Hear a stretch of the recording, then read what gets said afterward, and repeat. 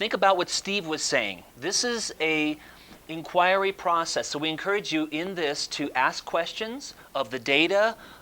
Think about you're going to be in two roles, right? You're going to be learning this stuff, but also at the same time, how am I going to do this with my students? Gathering data, okay, let's say I have a question, I want to gather some data, then I want to investigate, then I want to analyze, and then that might lead to some new questions, and that also might lead to some action. Okay, so that's the goal here. There are really two main ways of using GIS. GIS with software running locally on your computer. And there's also GIS on the web. There's also GIS on mobile devices. But we're not going to have time to do any of that today, except for going out in the field and collecting some data with GPS units. But we wanted to give you a little taste anyway of both. And so we're going to start with a couple of web GIS activities. And here is something powerful. On worldmapper.org, if I select a map, any one of about 650 maps, I get what's called a cartogram. And a cartogram is a neat way of showing students and having them explore why variables change. They're all used to looking at standard world maps.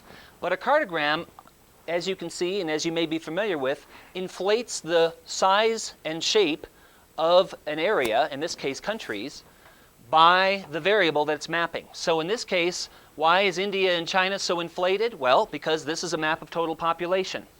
So on worldmapper.org, I just want you to go to the A to Z map index, pick a variable that is of interest to you, and then ask the students, why are these patterns the way they are? Why are high-tech exports? Why is Singapore and Malaysia so high and Japan?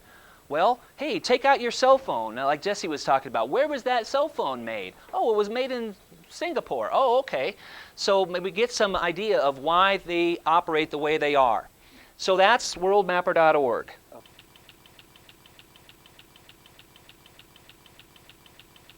The second one is, let's go to National Atlas.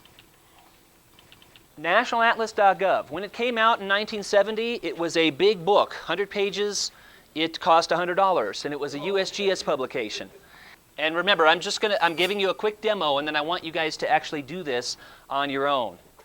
Right? I'm kind of leading you through the thought process. I'm interested in the spread and distribution of zebra mussels. Then invasive species. Okay, there's zebra mussels. The blue button is flickering, so I'm going to redraw a map. I'm going to zoom in on the area that zebra mussels are observed in. Okay, so I see a pattern. How do you think zebra mussels spread? Railroad tracks, airplanes?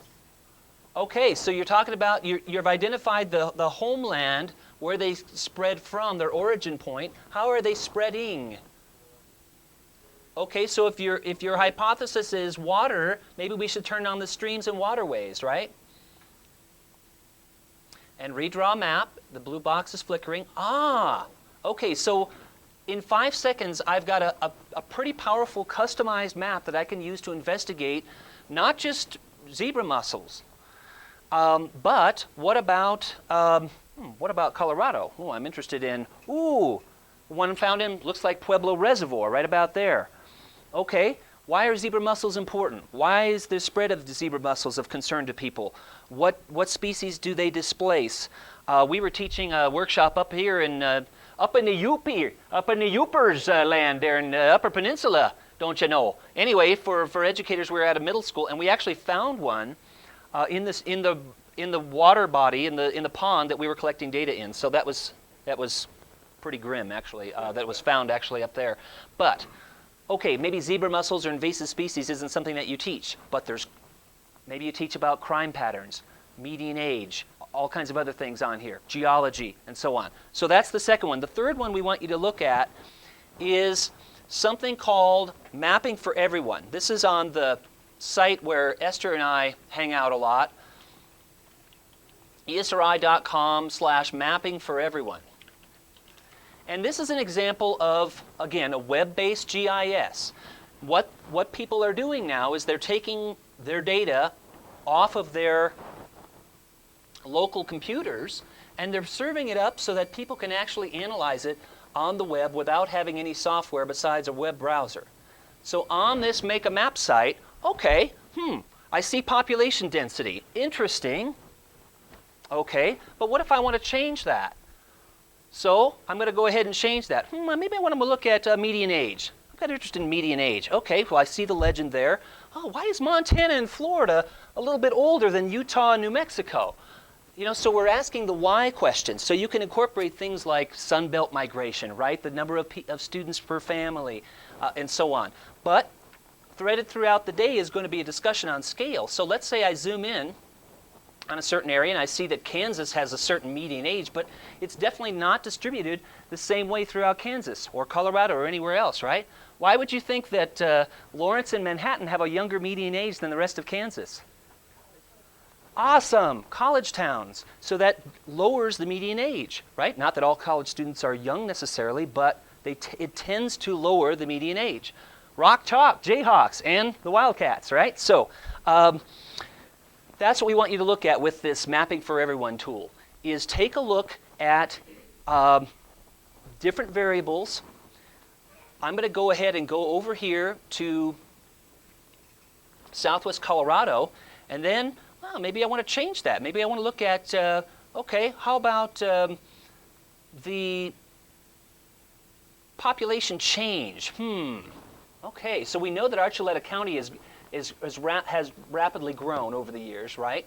How does that impact students' lives? Have they seen new housing developments? When I was looking at the ground photos from Google Street Map over here preparing some of the things that we'll do this afternoon, I looked at some of the intersections and I noticed driving in yesterday, those intersections have totally changed. They're not vacant lots anymore. There's actually houses on many of those intersections. So, but that's not the same way, not the same situation everywhere in Colorado. Even though Colorado on the whole is a fast-growing state, if you go over here to Bent County, Kiowa County, Cheyenne County, etc., why are these counties actually decreasing in population?